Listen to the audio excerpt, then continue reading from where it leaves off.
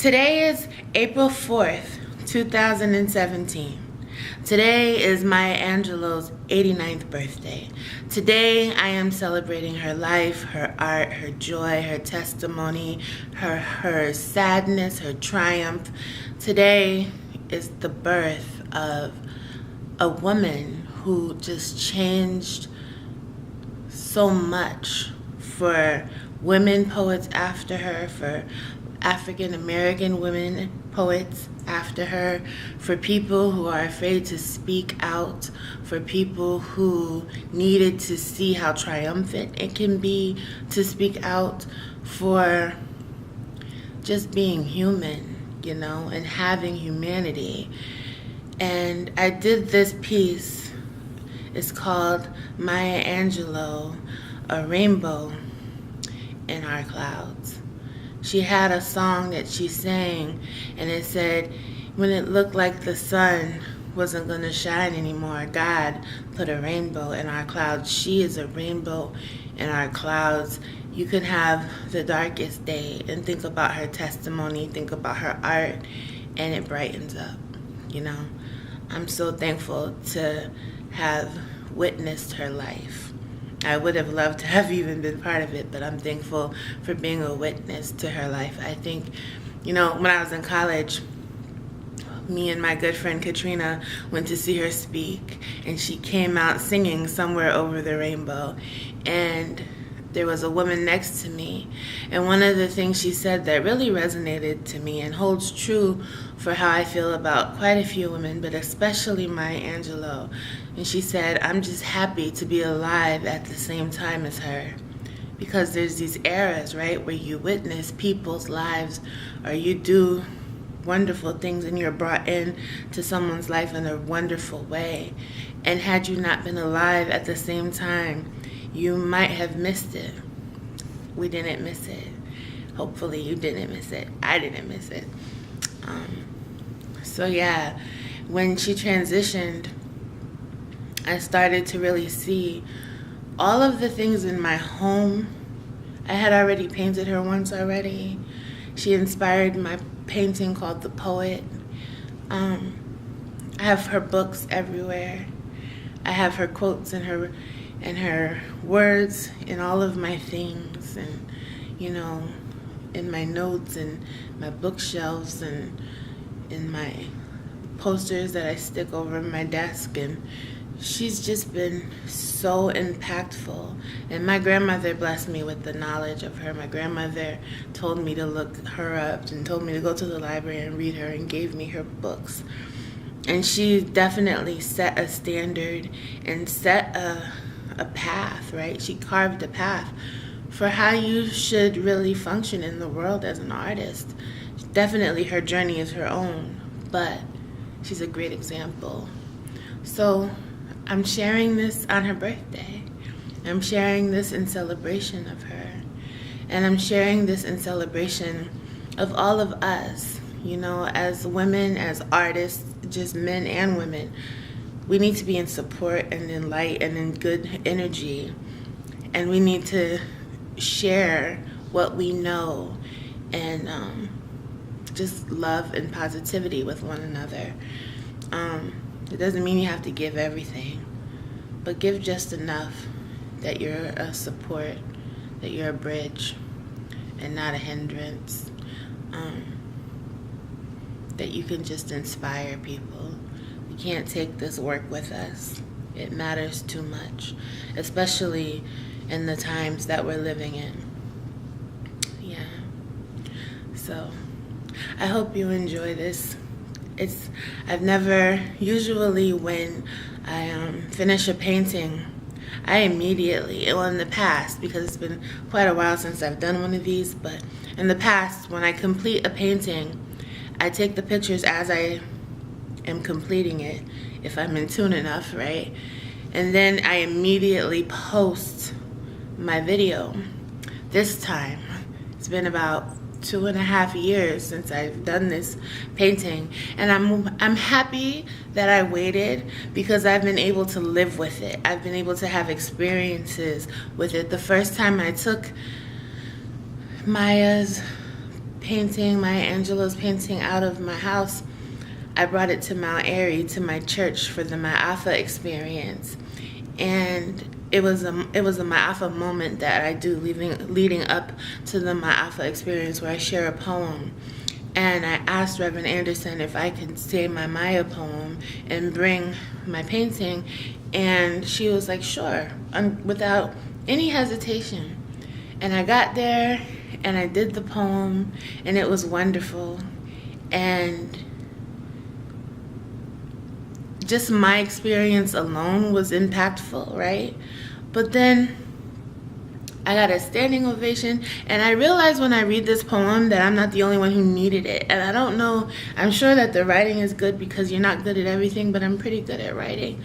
But I think also it's just something people needed. You don't realize how heavy your heart is until you actually go into the process of remembering people. And everybody applauded, I think, because they needed that poem. That's what poetry does, right? You need someone to say things for you sometimes. You feel it, but you can't always verbalize it. Poets do it, but it also happens to us, too, when you hear that thing that's like, yeah, I feel that way, too. But what I didn't know is that after my piece, Reverend Anderson had a whole nother skit or performance after mine, where she compiled all of Maya Angelou's quotes and had all these women of the church. There were at least 10 or 15 women who walked straight up to her and touched her and tapped into her and did a whole monologue. That's what it was, a monologue. They did a whole monologue, completely compiled and created by Maya Angelou quotes. Not one word in that monologue was outside of her. Like, she said everything. And so I was already an emotional mess after doing mine, but after hearing that and feeling just so inspired, that was the first time I brought her out the house. And it couldn't have been better. And I read it at the Poem Mobile performance that I do at the Bridgeport Arts Fest. I read it at the Juneteenth celebration in Brooklyn, and it was always the same thing. Everybody realized that they needed it. They verbalized that to me. They needed it, and they didn't know they needed it. So I hope it finds you in a place where you need it. And on her birthday, I just ask that you join me in celebrating her life. You know, do a little mourning if you have to, because that's healthy. But celebrate it. Give thanks. Give thanks for everything that she left us with. People don't die until you stop saying their name, until you stop documenting their work, until you stop telling people what they did with their life, until you stop sharing their art. Artists don't die. We leave art, and it does not come with us. So the people who are left behind are charged, even if they don't want it, right? They're charged with the duty of keeping it relevant, keeping it present, making it work for itself, so that it still touches people, and so that that artist that you love will always be remembered. So I love you, Dr. Maya Angelou. I love you. I love your work, and I'm thankful. And I'm thankful for my grandmother offering you to me, and all of the ways you've inspired my work, and the way I see you connect with women and help them, inspire them, you know, and you absorb the good that they have to offer too, and let them inspire you, because that's what we're supposed to do. Yeah. So enjoy the video. Like, share, subscribe, because I'm going to be back on my game and you don't want to miss it. Peace. For Maya Angelou. You are a completed poem that we must read to somebody. You are prayer, light, words after years of silence, dreams manifested, deja vu. You are sonnets, haikus, villanelles, free verse. You are everything that needs to be said when leaders leave us, tragic, bloody. You are healing reflection reminding us of ourselves, little girl poets with voices, with song, with dramatic presentation. You are love unrequited, love in abundance. God is love, is giving. You are a gift, forgiveness. 3 a.m. Can't sleep with these words in my head, my heart, my skin. Got to release these words. Got to give them to the universe, to the people, to the earth. You are freedom, taking power back, not being victimized as long as we tell the story.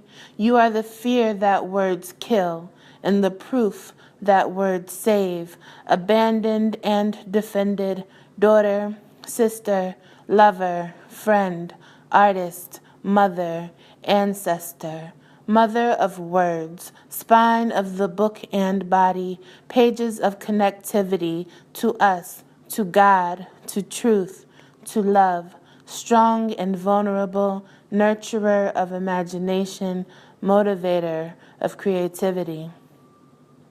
Mrs. Flowers was right, you know.